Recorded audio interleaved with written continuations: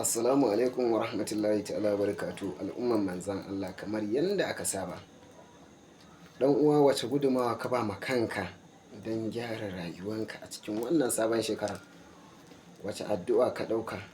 Wace hanya ka bi don gyara rayuwanka da arzikin da ke rayuwanka da irin arzikin da Ubangiji ya riga da ya rubuta tun zamanin Annabi Adam har izuwa yanzu ya zana cewa ga adadin rabonka ga abubuwan da suka kasance rabonka ne. Wani rabon naka ko da zai kawo gare ka sai ka wahala, to ka dinga yin abin da ko da za ka wahala ɗin zai zo ma da sauƙi. Arzikin zai gaggawan zuwa gare ka, sannan kuma in zai zo ya zo ma ban da damuwa da kuma tashin hankali.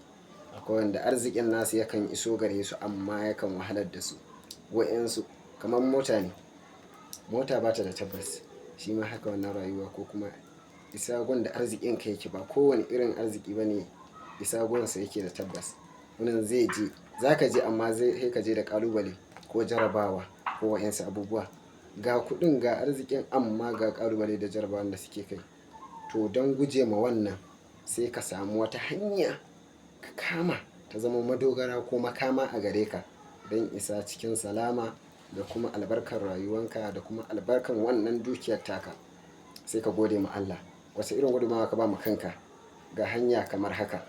'Yan uwa, duk wanda ya tabbatar yana so ya isa inda arzikinsa yake ba tare da ya jinkirta ba tare da ya yi gaggawa ba, cikin taskar Allah ya yi wannan kuma ya yi wannan ya aikata ya samu iko daga izzan Ubangiji. Allah ya taimake ka ya baka sa'a cikin haƙƙin Ubangiji, ya yi ma jagora albarkacin sayyidul wujudi.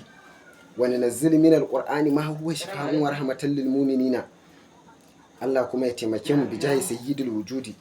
Wani nazzil min alqur'ani ma huwa shifaa'un wa rahmatan lil mu'minina. In har ka aikata wannan, Allahumma salli ala sayyidina Muhammad sayyidul wujudi wa rahmatan lil alamin. Allahumma salli ala sayyidina Muhammad sayyidul wujudi wa rahmatan lil alamin.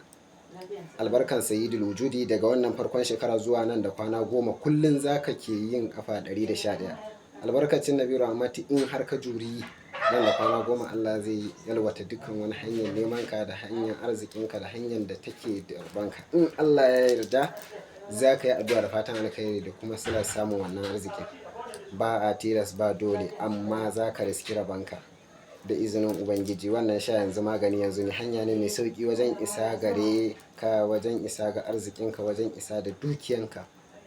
Sannan duk yanda ƙalubale ko jarabawa ke cikin rayuwanka Allah zai kawar da shi, sai ya fitar ma da hanya sanɓal daga inda kake zuwa inda za ka kai zuwa inda arzikin naka yake.